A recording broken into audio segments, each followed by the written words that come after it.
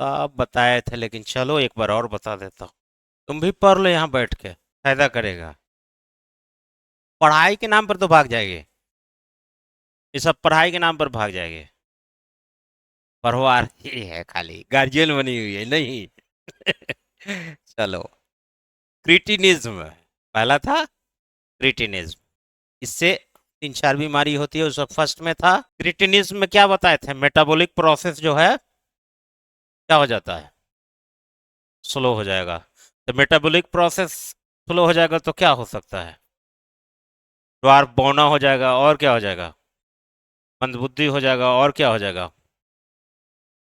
इतना ही बताए थे। और प्रॉपर ढंग से जो है शरीर के अन्य अंग जो है काम नहीं करेगा। दूसरी नंबर बात, भद्दापन शरीर आता है, लोअर शरीर हो जाता है कि नहीं? पोट मोटा हो जाता है, सारी चीजें होती है। उसमें भी है, इसमें भी हल्का हल्का होता है। मिक्सोडेमिया में तो और भी भद्दापन बढ़ जाता है। लेकिन मेन है इसमें ड्वार्फ ज्यादा हो जाता है। मेटाबॉलिक प्रोसेस जो है, दो ही भी याद रखोगे तो काम चल जाए। मेन रूप से फंक्शन हो जाता है। नोट डाउन कर लिए हो कि ना? फिर कहोगे कि दोबारा आप लिख दीजिए। हाँ, तो नोट डाउन कर दिया तो बस ये तो हो गया क्रिटिनिज्म। अब है मिक्सोडेमिया।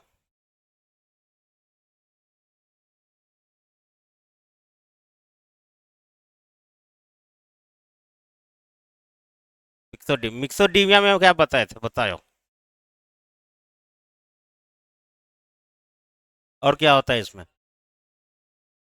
शरीर का टेम्परेचर कम हो जाता है। टेम्परेचर कम हो जाएगा, तो टेम्परेचर कम होने से क्या घाटा फायदा हो सका, बताओ।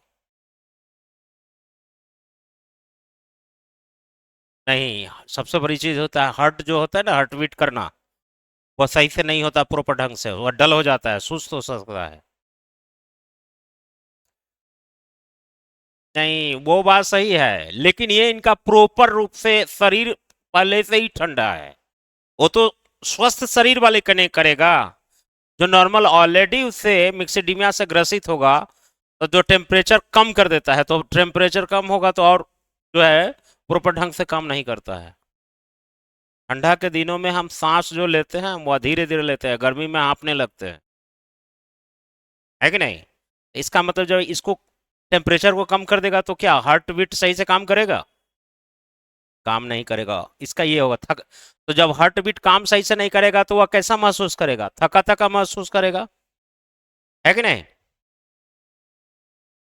इसमें शरीर क्या हो जाता है? डल हो जाता है, ब्रुअल हो जाता है।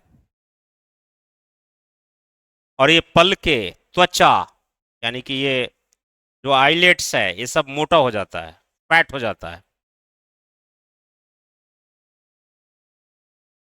ओठ मोटा हो जाता है, लिप्स जो है वो काफी जो है फैट हो जाता है, लिप्स भी फैट हो जाता है। इसी अवस्था को क्या कहा जाता है? मिक्सोडीमिया, है कि नहीं? तो पहला पहला में इसमें इसमें क्या होता है क्रिएटिनिज्म में? मेटाबॉलिक प्रोसेस, एकदम ध्यान रखना, एक एक चीज। मिक्सोडीमिया में क्या होगा? सारा चीज हो जाता है, भद्दापन हो जाता है, यानी कि हार्ट बीट काम करता है। इसमें एक ही चीज जो एकदम बिल्कुल यूनिक चीज है, टेम्परेचर कम होना। और टेम्परेचर कम होगा तो हार्ट बीट सही से काम नहीं करेगा। और हार्ट बीट सही से काम नहीं करेगा, कोरिलेशन करो तो थकावट महसूस करेगा। और जब थकावट महसूस करेगा तो उसके अंदर जो है, ये तो होगा ही होगा, दूसरे अलावा अगर शारीरिक स्ट्रक्चर माने बड़ी स्ट्रक्चर की बात करेंगे, वह ओठ मोटा हो जाता है, तालू जो है बहुत ये हो जाता है, ये पलके जो है लटक जाता है नीचे की ओर। माने पूरा का शरीर जो है पूरा ब्रूटल दिखता है, यानी कि भद्दापन लिए हुए दिखता है कि नहीं? मिक्सोडीमिया में होता है। और गलगंड बोले थे, यानी कि ग्वाइटर जिसको कहते हैं, सिंपल इसको ग्वाइटर कहा जाता है। हम्म। ये जो है ना, बता रहा हूँ, ये ग्वाइटर, ग्वाइटर के लिए एक कारण जिम्मेवार नहीं होता, एक तो आयोडीन जिम्मेवार होता है वहां से। जब और वहां पर आयोडीन जो है हम एक्सटर्नल लेने की बात कर रहे हैं, इंटरनली अगर करेंगे तो थायराइड के रूप में यहाँ पर सिंपल ग्वाइटर हो सकता है। वो एक्सटर्नल लेते हैं। आयोडीन क्या करते हैं? एक्सटर्नल लेते हैं। हमारे इंटरनल भी तो काम करता है कुछ, सिंपल ग्वाइटर।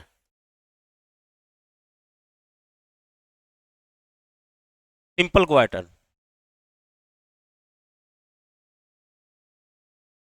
लिख लीजिए। सिंपल क्वार्टर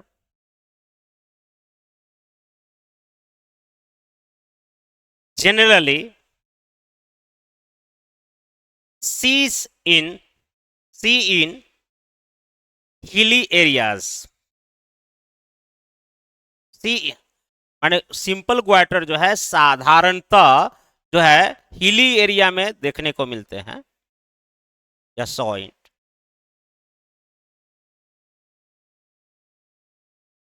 इसमें क्या होता है, थायराइड ग्लैंड जो है ना, ये थायराइड ग्लैंड क्या हो जाता है, फूल जाता है।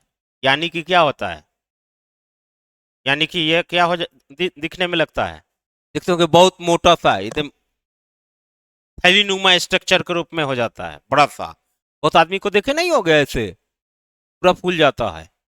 तो वह इसमें क्या हो जाता है, सिंपल ग्वाइटर में होता है कि थायराइड ग्लैंड जो है वह स्पंजी हो जाता है, और वो माने उसको क्या कहते हैं, एक्सपेंशन ज्यादा हो जाता है, फैलाव ज्यादा हो जाता है।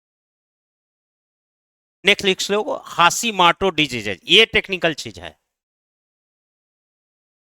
सबसे डिफिकल्ट समझना इसी चीज को है।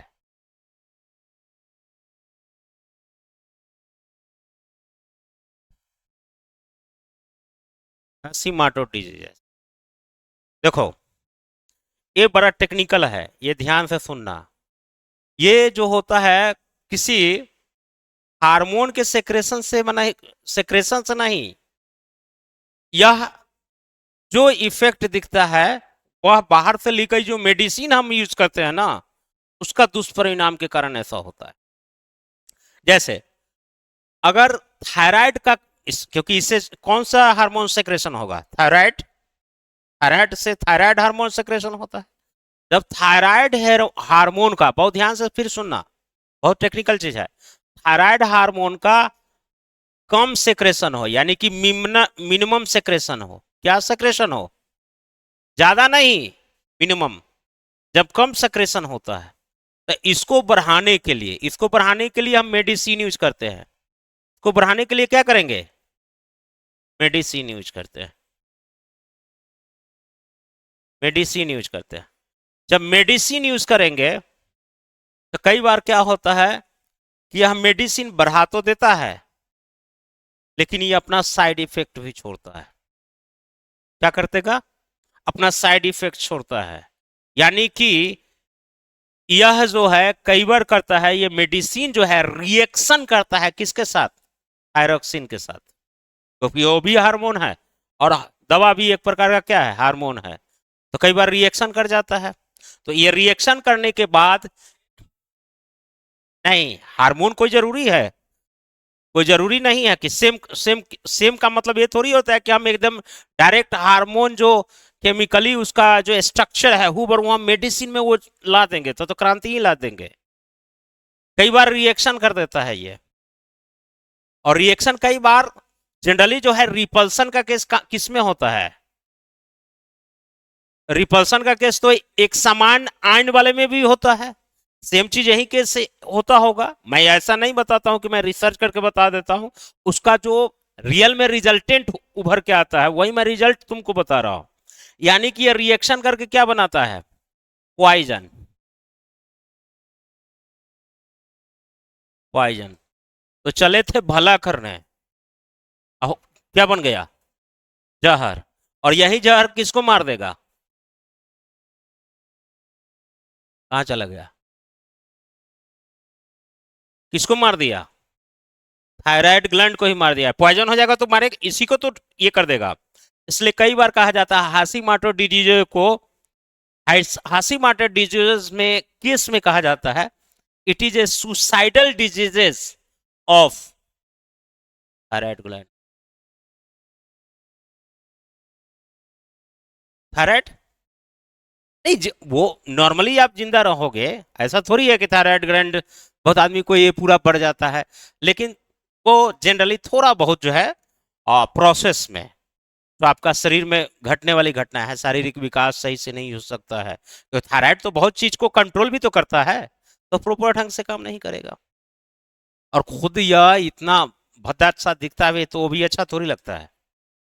लेकिन आदमी कोई जरूरी नहीं है कि डिजीज में आदमी जनरली थायराइड ग्लैंड का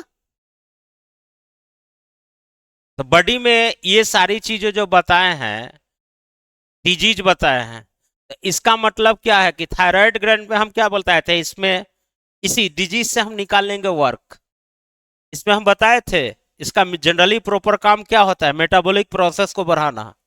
जनरली इसी का कमी हो जाता है, इसका मतलब कहीं ना कहीं डिफिशियंसी है। तो इसका मतलब है कि थायरॉक्सिन का मेन कामों में से ये काम क्या होगा, मेटाबॉलिक प्रोसेस को, अरे मेटाबॉलिक प्रोसेस को रन कराना या रेगुलेशन कराना। तो एक फंक्शन नंबर एक।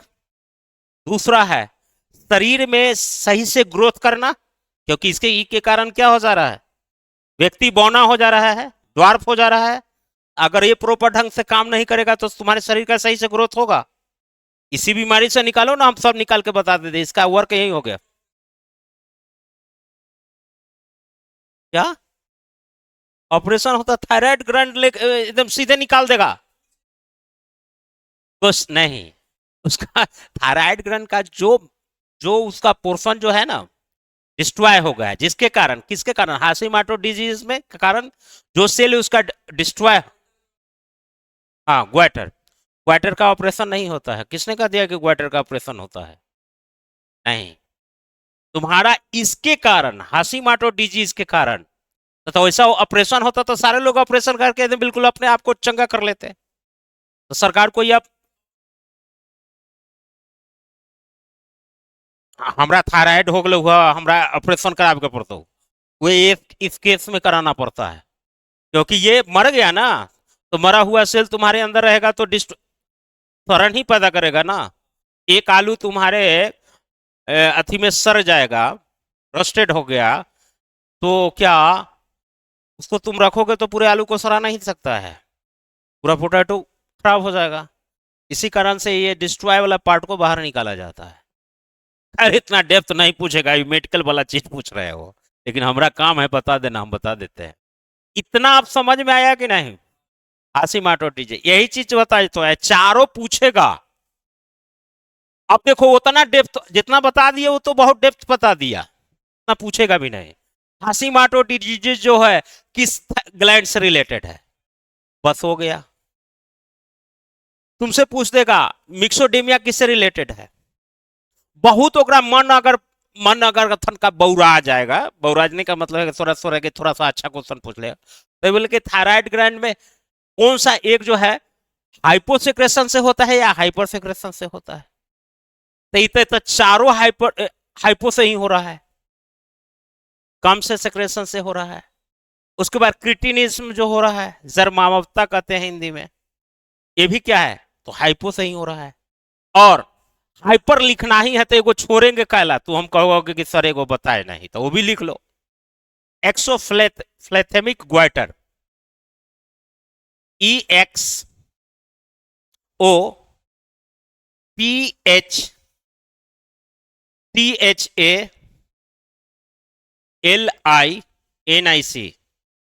एक्सोफ्लेथेमिक ग्वाइटर, GIOTRE ग्वाइटर। इसमें क्या होता है, इसमें भी फूल जाता है, ये वाला जो पोर्शन है ना, वो उसमें भी यह जो है एकदम पूरा का पूरा जो है स्वेलिंग हो जाता है, स्वेलिंग यानी फूल जाता है। तो हाइपो में भी एक जगह पर फूलता है और हाइपर में भी फूलता है। ये जो फ्लेथेमिक ग्वाइटर है इसमें भी फूल जाता है, यानी कि स्वेलिंग हो जाता है कि नहीं? 10 mg वो तो डॉक्टर बताएगा ना कि किस mg का जरूरी है तुम्हें। हाँ, थायराइड का भी दवा होता है। बहुत आदमी को नहीं कहते कि थायराइड हो गया मेरा। अब ये दोनों निर्भर करेगा कि किस पर है। जैसे हाइपो हो गया तो उसको बढ़ाने वाला देगा दवा, और अगर हाइपर है तो कम करने वाला देगा। दोनों स्थिति में दिक्कत है, और दोनों स्थिति में तुम पता नहीं कर पाओगे कि हाँ क्या हो गया, क्योंकि दोनों स्थिति में ये स्वेलिंग हो जाता है। नहीं तो डॉक्टर ही प्रॉपर बनाएगा, बताएगा। हाँ तो आखिर वही उसी के रिपोर्ट पर ना डॉक्टर दवा देता है। ब्लड रिपोर्ट करने का मतलब कि ब्लड रिपोर्ट हम और आप तुम देखकर तो कह नहीं सकते हैं, यहाँ पढ़ाना अलग बात है, अब प्रैक्टिकल ज्ञान अलग बात है कि नहीं। हम ये बता सकते हैं कि भाई ये हाइपोसेक्रेशन से इतनी बीमारी होगी, और यह है हाइपर सेक्रेशन से इतना एक बीमारी होगी। अब क्लियर हुआ कि नहीं। तो ये इसमें हम तुमको बता देते हैं, हाशिमाटो या बीपीएससी में पूछ चुका है, देखना प्रीवियस ईयर का क्वेश्चन उठा के। सिंपल ग्वाइटर तो भाई एक बार नहीं, छोटा एग्जाम से लेकर बड़ा एग्जाम तक सब जगह पूछता है। पिक्सोडिमिया अभी तक नहीं पूछा है और क्रिटिनीज नहीं पूछा है, तो ये ज्यादा हमको लगता है वीवीआई है आगे वाले एग्जाम के लिए। और ये हाइपोसेक्रेशन वाला कहियो नहीं पूछेगा, लेकिन फिर भी हम पढ़ा दिए एक बीमारी, है कि नहीं, ये ध्यान रखना है। अब आइए नेक्स्ट, चलिए नेक्स्ट कौन था, बच गया था, पैराथेमिक, पैराथायराइड है, पैराथायराइड है। कितने नंबर है। अच्छा जो हो नंबर से कोई ना,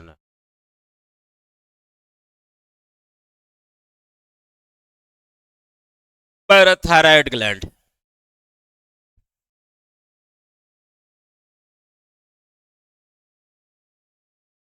पैराथायराइड ग्लैंड के बारे में लिख लीजिएगा। पैराथायराइड लिख लीजिए, साइज के बारे में लिखिए। Parathyroid gland look lies, look likes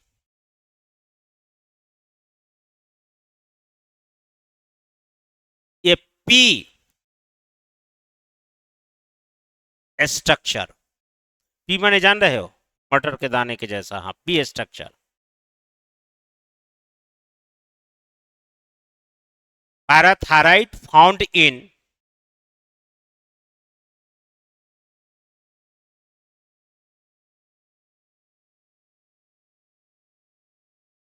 human in number of four small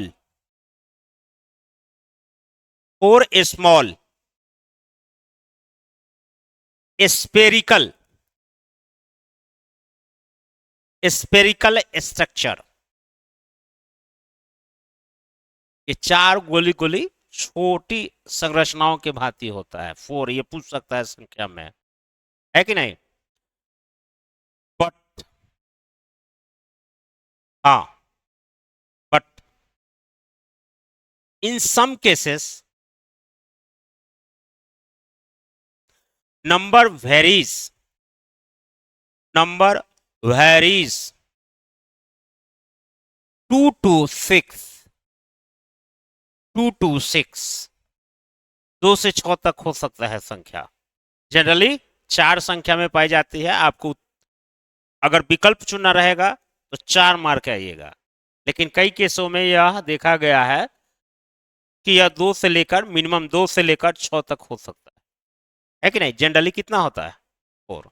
और कैसे स्ट्रक्चर दिखता है, स्पेरिकल यानी कि गोलाकार होता है कि नहीं। पैराथायराइड मटर के दाने के भांति होती है कि नहीं। अब लिखे दूसरा, लिखे हार्मोन सेक्रेशंस, हेडिंग लिख लीजिए इसी में, hormone secretion by parathyroid gland. माने लिख लो ना, ये हार्मोन सेक्रेशन, हार्मोन सेक्रेशन लिखना होता है, पैराथायराइड लिखने का जना, हार्मोन सेक्रेशन। इसे कौन सा हार्मोन का सेक्रेशन होता है, पहला लिख लो पीटीएच, पीटीएच, ये बहुत महत्वपूर्ण है, पीटीएच याद रखना। देखो तुम याद करने का तरीका बताते थे, ये पैराथायराइड है, पैराथायराइड हार्मोन, लेकिन देख के घबरा गए होगा पहले ही, ये पीटीएच क्या होता है। थोड़ा सा दिमाग लगाएंगे तो बना लेंगे। लिखे पीटीएच हार्मोन, इसको लिखो। हुँ? कर दो बंद। हाँ हाँ, स्नेजिंग होने लगेगा। अरे इस उम्र में गला खराब होने लगा है। ठंड, टाइफाइड। बात नहीं तो थोड़ा हाँ, आंवला खूब खाओ। आंवले के सीजन में आंवला खूब खाओ। पैराथायराइड हार्मोन, इसको लिखो। इसी हार्मोन को कोलिप हार्मोन भी कहा जाता है। COLLIP, Collip hormone. और परीक्षा के लिए अति महत्वपूर्ण है। कोलिप हार्मोन पाया जाता है। कौन सा हार्मोन कहा जाता है? कोलिप हार्मोन कहा जाता है।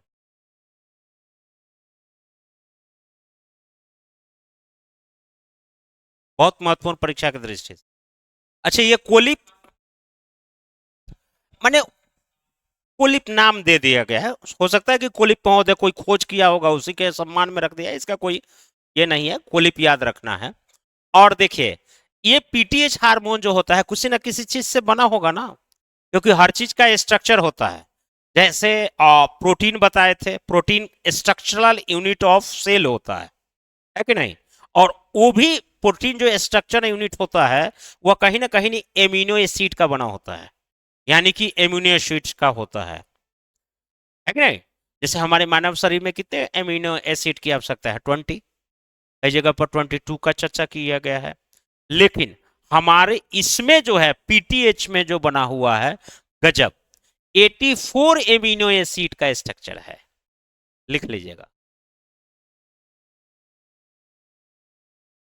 इसमें स्ट्रक्चर जो होता है कोलिप में, वह 84 एमिनो एसिड का स्ट्रक्चर होता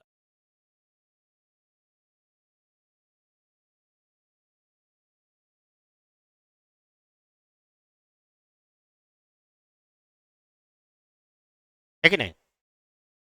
ये 84 याद रहेगा।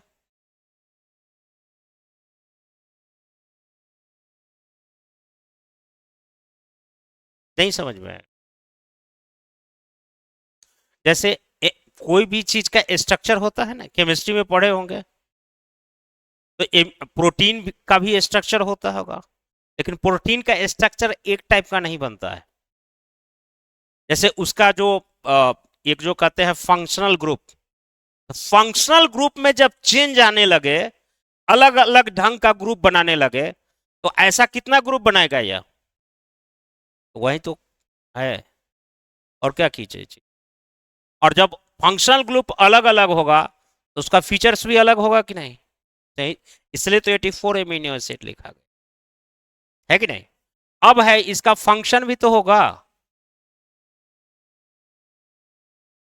फंक्शन का मतलब पैराथायराइड का फंक्शन तो होगा। जब तुम अभी थोड़ा देर पहले पूछे थे ना हमसे सवाल कि सर इसका कार्य क्या है, तो सेम सवाल तो पैराथायराइड के केस में भी होगा। हम्म? तो ये क्या काम कर सकता है, थोड़ा सा सोच के बताओ। किताबी भाषा में नहीं, पैराथायराइड का मतलब ये क्या करेगा? अरे अरे सुनो, अभी थोड़ा देर पहले हमें बताए थे कि पैराथायराइड मोटा मोटी जो है, ये काम करता है मेटाबॉलिक प्रोसेस का। अब मेटाबॉलिक अगर ये सही से काम नहीं करेगा तो हाइट नहीं बढ़ेगा। तो हाइट बढ़ाने में क्या कैल्शियम की भूमिका है कि नहीं? कैल्शियम की भूमिका है ना, कि बोन्स बनाने में कैल्शियम ही तो मेन होता है, और बोन्स के कारण ही तो ग्रोथ होता है। इट मीन्स यह रेगुलेशन करता होगा किसको? कैल्शियम को। और हड्डी में सिर्फ कैल्शियम होता है कि फास्फोरस भी होता है? फास्फोरस होता है ना। फास्फोरस होता है, मैग्नीशियम तो नहीं होता है। मेनली जो कंपोजिशन होता है वह कैल्शियम और फास्फोरस होगा। तो हम ये कह सकते हैं कि पीटीएच जो होगा, वह कैल्शियम और फास्फोरस को रेगुलेशन करेगा। तो क्या तुम्हें रटना है, या फिर कोरिलेशन करके हम बना लेंगे? हो गया। अब तुमको परीक्षा में रटने पड़ेगा कि फिर तुम दिमाग लगा दोगे? दिमाग लगाएंगे। और ये तरीका तुम पहले से नहीं ये डेवलप होगा, लेकिन यहाँ क्लास लेते लेते तुमको दिमाग में बढ़ जाएगा कि अगर हमको पता भी नहीं हो कि इसका फंक्शन कैसे होगा, तो अभी हम दिमाग लगा के कर सकते हैं फंक्शन क्या होगा। तो लिख लो, एक फर्स्ट पॉइंट लिखो, रेगुलेशन ऑफ, रेगुलेशन ऑफ, और पहले लिखाओ, लिखना लो, हम लिखा रहे हैं, regulation of calcium and phosphate and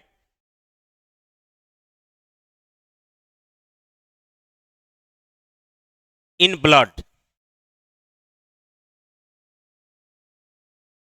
in blood.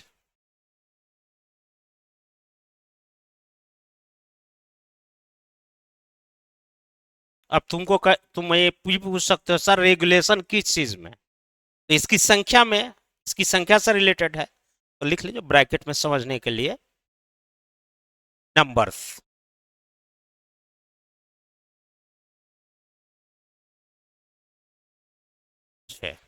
अब मजा देखोगे ना, इतना मजा आ जाएगा क्लास में जिसका कोई जवाब नहीं। ब्लड को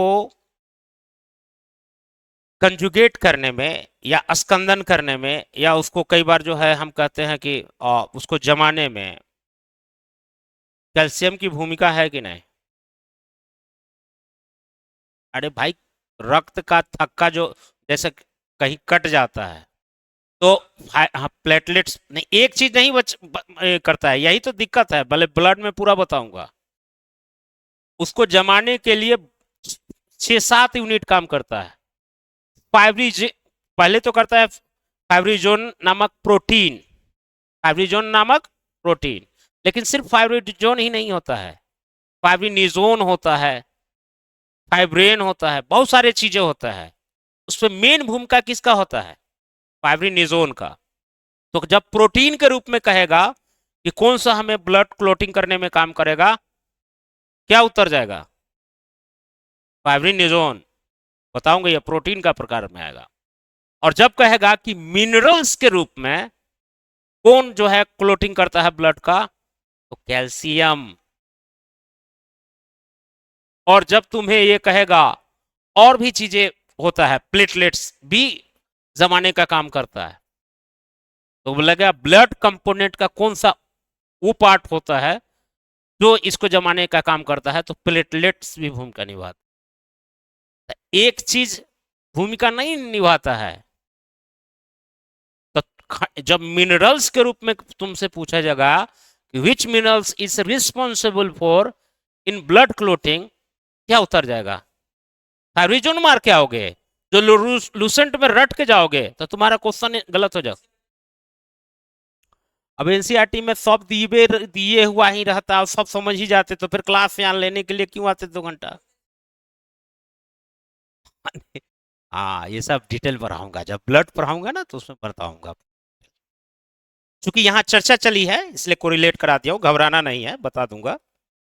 तो इसका मतलब यह है कि कैल्शियम भी ब्लड को क्लोटिंग करने में मदद करता है।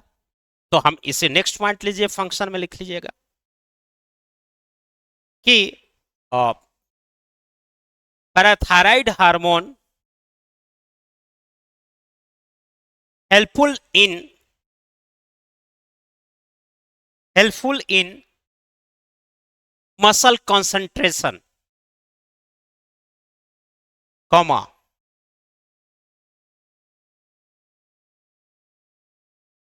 हार्ट पंपिंग,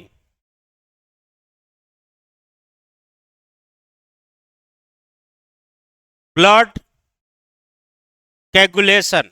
कैगुलेशन का मतलब होता है उसको तक का जमाना, CAUGULATION,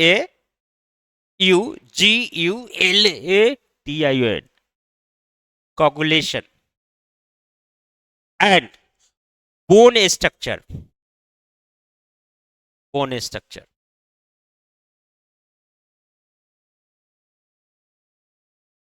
समझ में आया ना फंक्शन? नेक्स्ट पॉइंट लिखिए,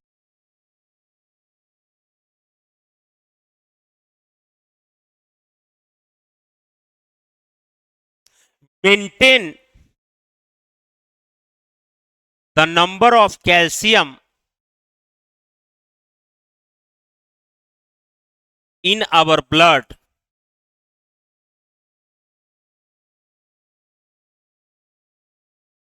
vitamin D and vitamin D and PTH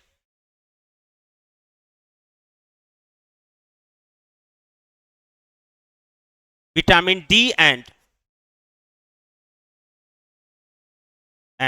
PTH work together. इसका मतलब समझे? यानी कि रक्त में, एक बार सुन लो, रक्त में कैल्शियम की मात्रा को मेंटेन बनाए रखने के लिए, ऐसी मेंटेन नहीं होता है, उसको मेंटेन बनाए रखने के लिए कौन एक साथ काम करता है? विटामिन डी और पीटीएच, पैराथायराइड हार्मोन। तो विटामिन डी हम किससे प्राप्त करते हैं? या तो सूरज की रोशनी से, या विटामिन डी के रूप में कुछ अगर खाद्य सामग्री खाते हैं तो उस रूप में।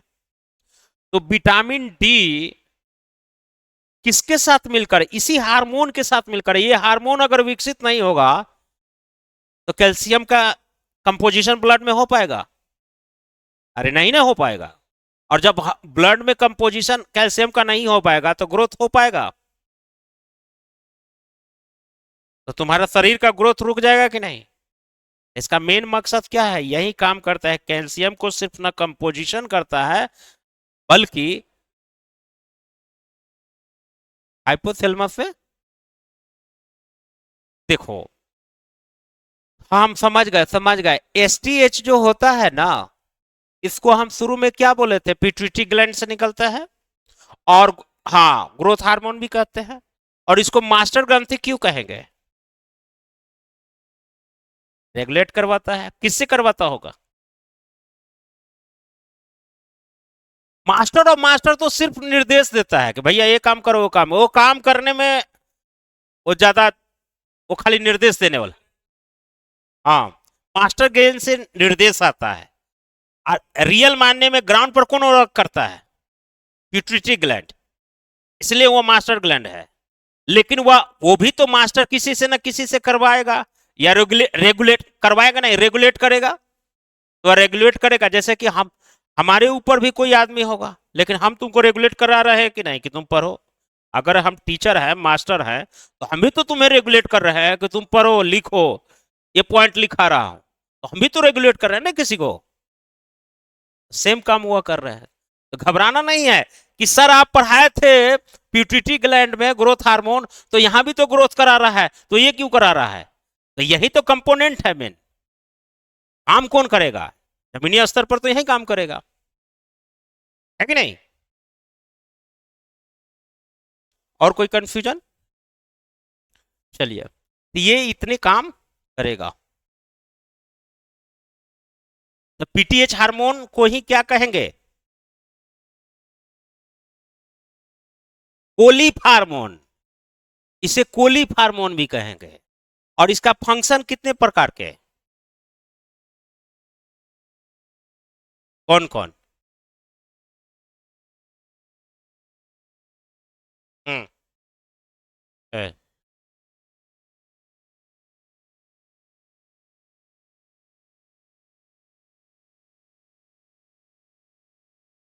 क्लोटिंग करने में भी काम करेगा। आप समझ में आया कि सिर्फ क्लोटिंग करने में फाइब्रिनोजन का काम नहीं होता है, वो प्रोटीन होता है। जब तुमसे पूछेगा मिनरल्स के रूप में किसका कंपोजिशन होता है, तो कैल्शियम का। ये दिमाग से जो ये टुटपुजिया टाइप का वो सेट पर के दिमाग पर डाल लिए हैं। अगर मुझे मिनरल्स पूछेगा तो क्या उत्तर देंगे? कैल्शियम। और जब पूछेगा प्रोटीन, तब फाइब्रिजोन उत्तर देना है, ब्लड क्लोटिंग वाले केस में। हम पढ़ाएंगे ब्लड तो और भी वहां क्लियर करा देंगे। अब लिखिए, the secretion of,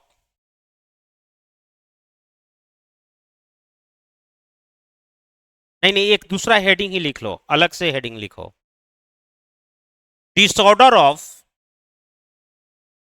disorder of secretion in parathyroid gland. ये डिसऑर्डर हो जाएगा तो कौन कौन सी बीमारी होगा उस पर पढ़ा रहा हूं। तो इसमें भी क्या होगा? एक में हाइपोसेक्रेशन होगा,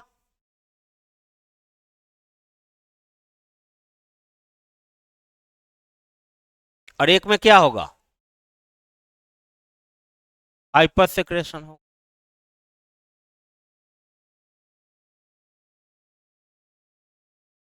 एक में हाइपो होगा और एक में हाइपर। तो हाइपोसेक्रेशन में क्या होगा? ये क्या काम करता है? रेगुलेशन करता है कैल्शियम का, कैल्शियम का रेगुलेशन करता है। अगर कम सेक्रेशन होगा, इसका मतलब है कि कम माने जो है रेगुलेशन करेगा कैल्शियम का, रेगुलेट कर पाएगा। तो इसी से मिलता जुलता नाम है हाइपोकैल्सीमिया डिजीजेस। हाँ, तो पहला लिखिए हाइपोकैल्सीमिया।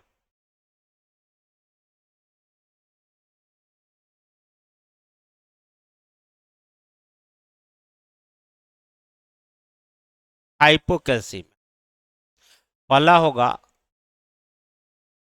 हाइपो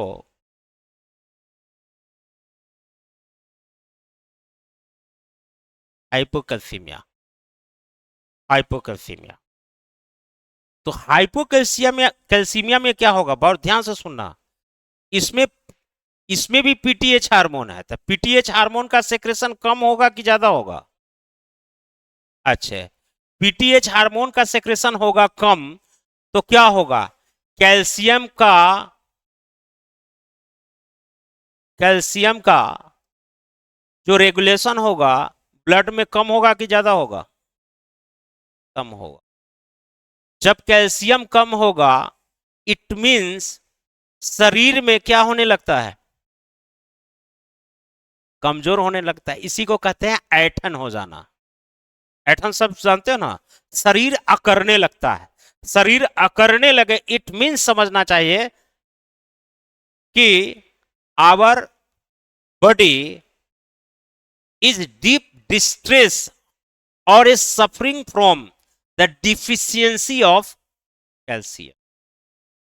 अगर शरीर अकड़ रहा है, इसका मतलब है कि हमारा शरीर में कैल्शियम की कमी है। यह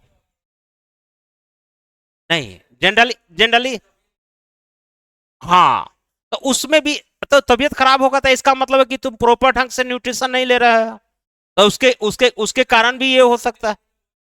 हाँ, काम नहीं कर रहा है, इट में डिफिशियंसी है किसी ने ये इसके पीछे कोई भी ऐठन ऐसे नहीं होता है।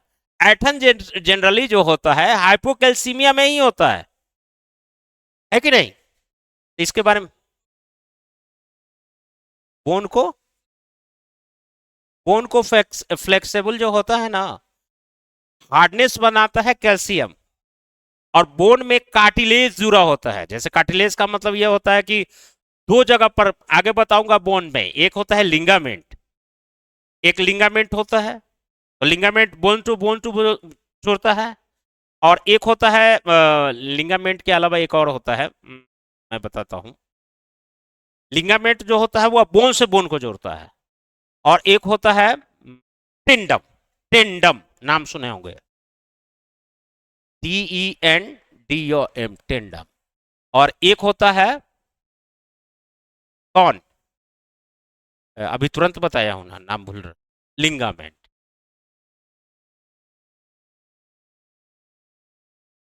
तो ये बोन से बोन को जोड़ता है।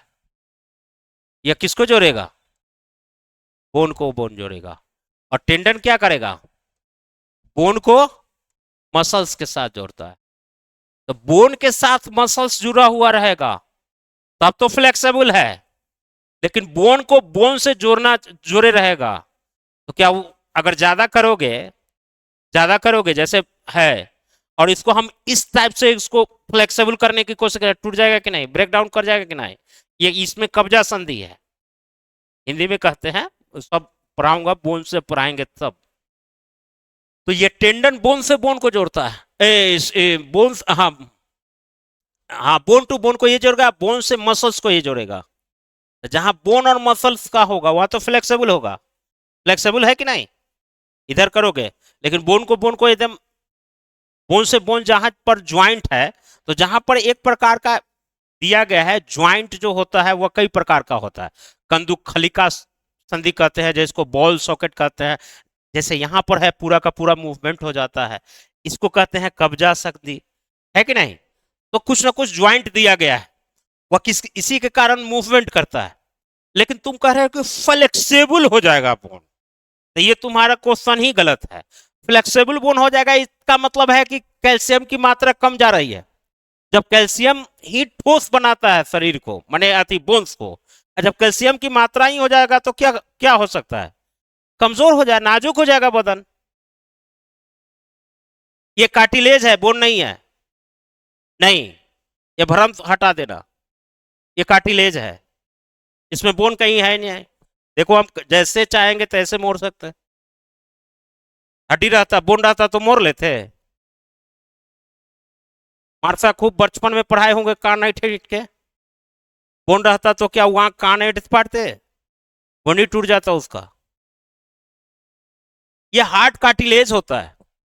ये जो है ना, मसल्स का ही पार्ट है, लेकिन मसल में हार्ड मसल्स है थोड़ा सा, बहुत भी उतना हार्ड नहीं है। उतना हार्ड रहता तो ये मारसा बार बार कान नहीं उठते। ये कार्टिलेज है, बोन्स नहीं है। ये भ्रम से हटा देना, है कि नहीं? तो एक तो तुम्हारा क्वेश्चन ही गलत था कि बोन बोन अगर लचीला हो गया, इसमें इट मींस कि कैल्शियम की कमी है। और कैल्शियम ज्यादा होने से भी घाटा है, उसको कहते हैं हाइपोकैल्सीमिया। और इसमें हो जाता है बोन्स में होता है पोर्स हो जाता है। पोर्स का मतलब छिद्र, और वह भंगुर हो जाता है, टूट जाएगा। कुछ लोग जो सोचते हैं कि ज्यादा कैल्शियम खा लेंगे तो हमारा हड्डी मजबूत हो जाएगा, तो उसका भी साइड इफेक्ट है। वो पोर्स हो जाएगा, भंगुर हो जाएगा, ब्रोक डाउन हो जाएगा। तो एक तो तुम कह रहे थे कि हड्डी को लचीला कौन बनाता है? हड्डी लचीला बनना ही नहीं चाहिए, और ना बहुत ज्यादा कठोर होना चाहिए, है कि नहीं?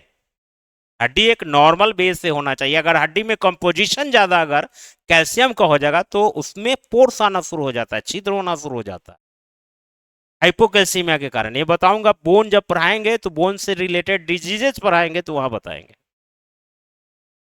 हम समझ रहे थे कि ये बात तुम पूछ रहे हो, ये बात पूछ रहे हैं, तो ये भी बोन्स का ही चैप्टर का है, यहां पढ़ाने का कोई तुक ही नहीं है। फ्लेक्सिबल का कोई माने वो लॉजिक ही नहीं है। हाँ, फ्लेक्सिबल कौन होता है? ये कार्टिलेज। जैसे कान ऐड दिए, छोड़ दो, अपना वापस आ गया कि नहीं? तो कार्टिलेज फ्लेक्सिबल होता है। बोन बोन फ्लेक्सिबल थोड़ी होता है। हाथ हम तोड़ देंगे यहां से, फिर कहेंगे जोड़ लो, हो जाएगा, जुड़ जाएगा। तो बोन्स फ्लेक्सिबल कैसे होगा? तुम्हारा क्वेश्चन ही 100% गलत है कि नहीं? समझ में आ गया कि नहीं? चलो, हाँ, अब तुम हमको दूसरे दिशा में मोड़ दिए थे तो मुड़ गए थे। तो हाइपोकैल्सीमिया में क्या होगा? कैल्शियम की मात्रा कम हो जाएगी। अब कैल्शियम की मात्रा कम हो जाएगी तो क्या होगा? ऐठन होना शरीर में, माने वो जब शरीर में ऐठन होने शुरू हो जाए, टिटेनी जिसको कहते हैं आम बोलचाल की भाषा में। देखते हो पुराने जमाने के लोग बड़ा, एक तरह से समझो कि बहुत विद्वान आदमी थे, वो सही मायने में मेडिकल का जानकारी रखते थे। आज ना हम मेडिकल का सर्टिफिकेट लेके घूम रहे हैं कि हम बहुत बड़ा डॉक्टर हो गए, लेकिन पहले के जो लोग होते थे वो रियल में उन्हें बहुत अच्छी जानकारी थी, और सच पूछा जाए तो वे अपना उपचार खुद करना जानते थे।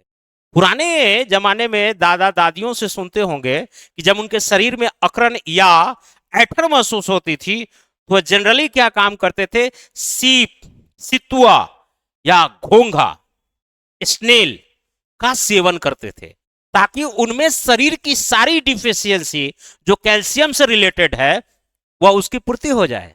और आज भी जब हड्डी आपको टूट जाती है या ब्रोक डाउन हो जाता है तो आपसे डॉक्टर पूछते हैं कि आप मांसाहारी है शाकाहारी है? तो मांसाहारी होते हैं तो आपको ये डॉक्टर सलाह देते हैं कि आप जो है स्नेल का सेवन कीजिए, यानी कि मोलस्क ग्रुप का जो होता है, आप उस घोंघा का, आम बोलचाल की भाषा में कहते हैं, उसका सेवन कीजिए, क्योंकि कैल्शियम की बहुत ज्यादा मात्रा होती है उसमें। यदि शुद्ध शाकाहारी है तो आपको कैल्शियम से रिलेटेड फल फूल खाने का सलाह देता है, उसमें खासकर अमरूद के फल का सेवन करने का सलाह दी जाती है। तो हमें लगता है कि आपको इस ज्ञान के बाद ऐसी ऐसी जो भावनाएं आपके मन में उदेर रही है वो आपको कम हो गया होगा। तो बहुत जानकार थे पुराने लोग, हम हल्का में ले लेते हैं। हम अपने आप को ज्यादा ज्ञानी समझने लगे हैं आज के लोग, लेकिन हमसे कम जानकारी वो नहीं रखते थे, है कि नहीं? हाँ, बिल्कुल बिल्कुल सही तुमने का बताया। ऐसे वो भी खा सकते थे, और सबसे ज्यादा फायदा वो करता है, लोग उसको हल्के में लेते हैं। अगर जो खाने वाले लोग हैं, मैं शुद्ध, कई लोग होंगे जो विशुद्ध शाकाहारी भी होंगे, तो हर आदमी की भावना को ध्यान लेकर रखते हैं, क्योंकि ऑनलाइन में भी लोग देख रहे हैं, खुद शाकाहारी हो, इसीलिए तुम्हारी भी भावना को ध्यान में रखना पड़ रहा है भाई। हो सकता है कि बहुत आदमी को बहुत उस चीज को अच्छा नहीं लग माने। चलिए, खैर तुम तो पढ़े लिखे हो, तो सब चीज की भावनाओं को ध्यान में रख रहे होगे। हाँ, बचपन में कई बार जो होता है, इसका कम सेक्रेशन होने से होता है कि उनका, कई बार के बच्चों को देखते होंगे, दांत का पूर्ण रूप से विकास नहीं होता है, बाल सही से नहीं आता है, मस्तिष्क सही से विकास नहीं हो पाता है, उसका विकास अवरुद्ध हो जाता है इस हाइपोसेक्रेशन के कारण। तो ये कम, इसको मत समझिएगा, इसकी डिफिशियंसी से बहुत सारे बच्चों में, कई बच्चों को देखते होंगे। अच्छा, एक चीज, बहुत पहले एक फिल्म आई थी पा, ये पाइजोरिया रोग से ग्रसित, अमिताभ बच्चन की फिल्म थी, पाइजोरिया रोग से ग्रसित है। हाँ, और उसका देखिए, उसका देखे उस बच्चे का बाल एक भी नहीं है, बाल देखे हो, बाल नहीं है। तो बाल नहीं होना, कई बार लोग समझते हैं कि बाल नहीं है, बाल ना होने के पीछे और भी बहुत सारे कारण हो सकते हैं, लेकिन उसमें से एक कारण ये भी हो सकता है, ये भी हो सकता है कि due to deficiency of calcium भी हो, क्योंकि इस स्थिति में भी बाल का विकास नहीं होता है। और बोन का और इस हेयर का अनुनाश्रय संबंध है। अगर ग्रोथ आपका बाल का बहुत अच्छा हो रहा है, इसका मतलब है कि कैल्शियम की मात्रा आपकी अच्छी है। कैल्शियम अगर प्रॉपर ढंग से है, तो इसका मतलब सही ढंग से आपका पूरे बाल आते हैं, सही समय पर नाखून आते हैं। कई बार देखते होंगे कि जिसका, कई लोगों को देखिए जिनका हड्डी टूट गया है बीच से, हाथ क्रैक कर गया है या टूट गया है, देखिएगा उनका नाखून बहुत तेजी से ग्रोथ नहीं होता है। हाँ, वहीं पर एनर्जी लग रहा है। कई कारण होते हैं, सारा साइंटिफिक कारण है कि नहीं? तो ये सारी चीजें, तो पाप फिल्म जो है पाइजीरिया रोग पर ग्रसित है, हालांकि उसमें भी मानसिक विकास नहीं हुआ है। तो फिल्म को, सिर्फ फिल्म को देखिए नहीं, बल्कि फिल्म के उस कैरेक्टर को जीने का कोशिश कीजिए, और उसमें देखिएगा कि उस बच्चे का सिर्फ हुआ मानसिक विकास ही अवरुद्ध नहीं हुआ है, बल्कि उसमें बाल नहीं है, दूसरे नंबर पर उसका ग्रोथ सही से नहीं हुआ है, यानी कि वह नाटा दिखता है कद में, शारीरिक ग्रोथ नहीं हुआ है, और ओवरऑल उसकी सर्वांगीण विकास नहीं हुआ है, यानी कि ग्रोथ ही रुक गया है कि नहीं? इट मींस कहीं ना कहीं due to deficiency of PTS hormone, है कि नहीं? हालांकि उस पाप फिल्म में जो बताया गया है वो एक स्पेशल बीमारी है, जिसको पाइजेरिया रोग कहते हैं। पाइजेरिया इज ऑल्सो रिलेटेड टू कि which type of diseases the health mentally and body structure not developed properly in time to time. समझ में आ गया होगा? चलिए, अब नेक्स्ट देखिए, इसमें एक ही डिजीज याद रखना है, कौन? हाइपोकैल्सीमिया। अब लिखिए, अधिक शराब से क्या क्या हो सकता है? हाइपर सेक्रेशन से, इधर लिख देता हूं, हाँ, लिख देता हूं इस साइड से।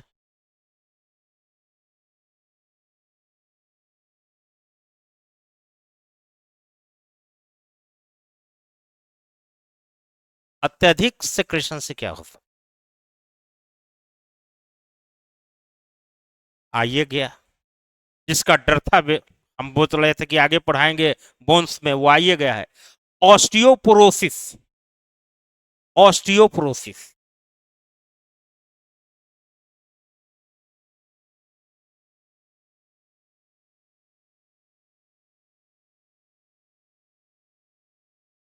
अच्छा, ये दो टर्मोलॉजी से बना है, ऑस्टियो और पोरोसिस। और पोरोसिस एक वर्ड से बना है, जिसको पोरस कहते हैं। और पोरस का मतलब क्या होता है? छिद्र, छेद हो जाना। और इसमें जरूर पोरस कब होता है, मैं जस्ट पहले बताया हूं। कैल्शियम की मात्रा कम की ज्यादा? ज्यादा। लिख लीजिए।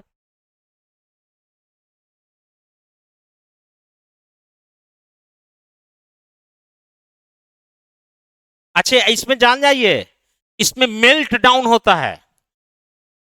बोन्स जो होता है इस कंडीशन में क्या कर जाता है? मेल्ट कर जाता है, पिघल जाता है, मेल्ट डाउन। इस केसेस में लिख लीजिएगा, बोन्स जो है मेल्ट डाउन कर जाता है, यानी कि हड्डियां गल जाएगी, कमजोर हो जाती है, वीक हो जाती है, ब्रेक डाउन हो जाता है। सब लिख लो।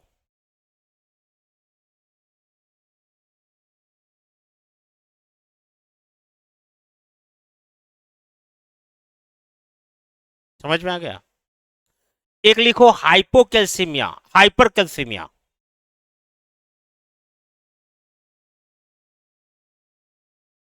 हाइपरकैल्सीमिया, वहां था हाइपोकैल्सीमिया और यहां क्या हो जाएगा? हाइपरकैल्सीमिया।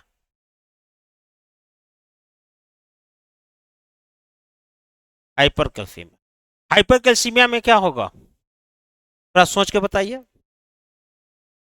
कैल्शियम की मात्रा घटेगी कि बढ़ेगी? कैल्शियम की मात्रा क्या हो जाएगी? और कैल्शियम की मात्रा ज्यादा। अच्छा एक सेकेंड, थोड़ा सा प्रैक्टिकल ज्ञान, क्योंकि मैं और टीचरों की तरह नहीं हूं जो किताबी ज्ञान लेके और उड़ेल दिए है। दूध कभी पिए हो भूखे पेट में? वो तो पीबे किए होगे। भूखे पेट में खूब भूख लगी हो, तुम जाके एकदम लाए होगे एकदम और आधा लीटर दूध करके आप पी लिए होगे।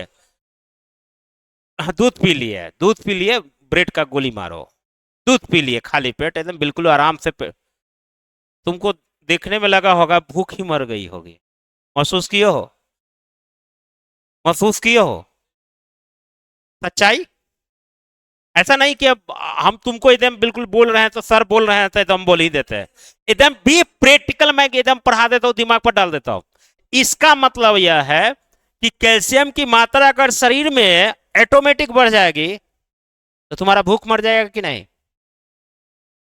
और वो तो थोड़ा देर के लिए पिए तो भूख मर गया, 1-2 घंटा के लिए, 4 घंटा के लिए। सारा चीज, लेकिन कैल्शियम होता है ना, होता है ना कैल्शियम, तो अपना इफेक्ट तो डालेगा ना। अरे अपना इफेक्ट जो है वो तो डालेगा ही, हर कंपोजिशन का अलग अलग फंक्शन है। कैल्शियम अपना इफेक्ट तो डालेगा ना भाई, क्योंकि उसमें अधिकतर मात्रा में वो होता है तो वो अपना इफेक्ट तो डालेगा। तो कैल्शियम के कारण जो है, कैल्शियम, मैं ये नहीं कर रहा हूं कि सिर्फ कैल्शियम पाया जाता है, ये मेरा मकसद नहीं है। कैल्शियम भी एक फैक्टर है कि नहीं? तो वो अपना इफेक्ट डालेगा कि नहीं? तो जब वो इफेक्ट डालता है तो अगर एटोमेटिक, एटोमेटिक नहीं, यह प्रोसेस इतना चलते रहे कि तुम्हारे शरीर में इतनी कैल्शियम की मात्रा हो जाएगी तो ऑटोमेटिक ये शरीर को ही भूख का अनुभूति ही नहीं कराएगा। वो छोड़ो न, चाय या चुई का गोली मारो।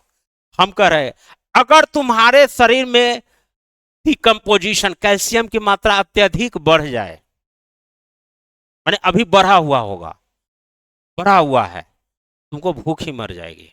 होगा ही नहीं, ये तो प्रैक्टिकल ज्ञान हो जाएगा ना कि एपेटाइट क्या हो जाएगा?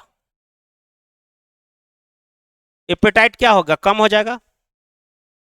एपेटाइट कम होगा कि नहीं? और ये एपेटाइट कम होने के पीछे कारण क्या है? कब्जियत।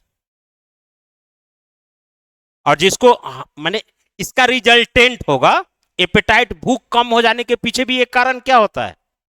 कब्जियत होता है कि नहीं? यानी कि कब्जियत तुमको, बहुत आदमी को कहता ना कि हमको कब्जियत है, आ? हाँ, वो सारा बहुत सारा कॉजेज होता है, मैं सिर्फ कैल्शियम पर आया हूं तो इसलिए इस चीज का चर्चा करूंगा। देखो, कब्जियत होने के पीछे मैं वो भी नहीं करता हूं कि कोई एक कारण है, बहुत सारा कारण हो सकता है, लेकिन कैल्शियम भी एक, हाइपोकैल्शियम भी एक कारण है। तो इस कारण से भी कब्जियत हो सकता है तुम्हें, है कि नहीं?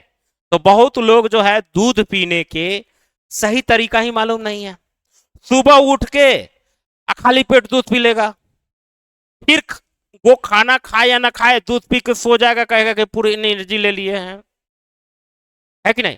दोनों स्थिति में कब्जियत हो जाएगी और एक खास समय के बाद तुम्हारी भूख ही मर जाएगी और हो जाएगा पेट में कब्जियत। और वह कब्जियत हो जाएगी, तुम्हें लगेगा कि हमेशा मेरा पेट भरा हुआ है। और जब खाना खाओगे तो अजीब सा अनुभूति होगा, एपेटाइट का महसूस ही नहीं होगा। तो उसको कहते हैं कब्जियत। इसका मतलब वह कौन सा केस है, कौन सा केस हो सकता है? हाइपोकैलेमिया। समझ में आ गया? तो जनरली जो है कोई भी चीज जो है सही मायने में। और एक चीज और बता देता हूं, ये तो हो गया भूख मर गया, ये तो नॉर्मल बात है। इसका सबसे खराब रिजल्टेंट होता है किस पर? किडनी पर। किडनी। किडनी में क्या कर देता है? ये स्टोन बना देता है। सही पकड़े? यह क्या करेगा? स्टोन बना देगा। और यह कौन होता है? स्टोन का कारण क्या होता है? Calcium oxalate. Calcium oxalate. Oxalate. इसलिए क्वेश्चन पूछा जाता है, जो पथरी होता है उसके पीछे कारण क्या है? जिसको कहते हैं kidney stone. Kidney stone. Kidney stone का कारण भी क्या होता है? Calcium oxalate. लिख लो पूरा, ये पूछा हुआ क्वेश्चन है।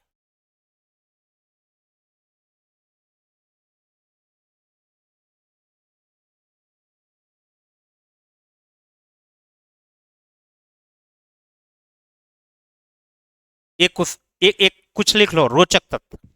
सम feature film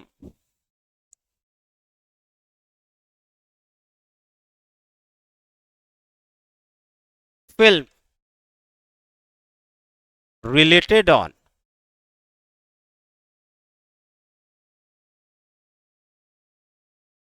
related on related on this type of gland। Gland पर आधारित और उसके हार्मोन से सेक्रेशन से आधारित कुछ फिल्में बनी है। जैसे पहला फिल्म है पा फिल्म। पा फिल्म किस पर आधारित है? प्रोजेरिया रोग पर।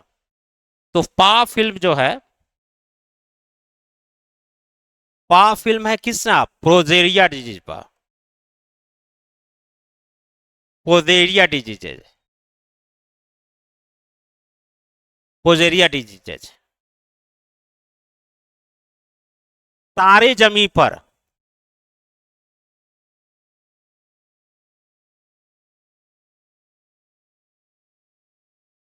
यह मानसिक रूप से सही रूप से विकास, यानी कि अक्षर को, सिंबल्स को पहचानने में वह डिसऑर्डर आ जाता है। Taare Zameen on film based on dyslexia disease. Dyslexia diseases. Dyslexia diseases. है कि नहीं? तो कुछ ऐसी बीमारियां हैं जो इस पर आधारित है। कई बार इस सर्जन डीनी के सवाल पूछ देते हैं। है कि नहीं? आज मैं यहीं पर छोड़ दे रहा हूं।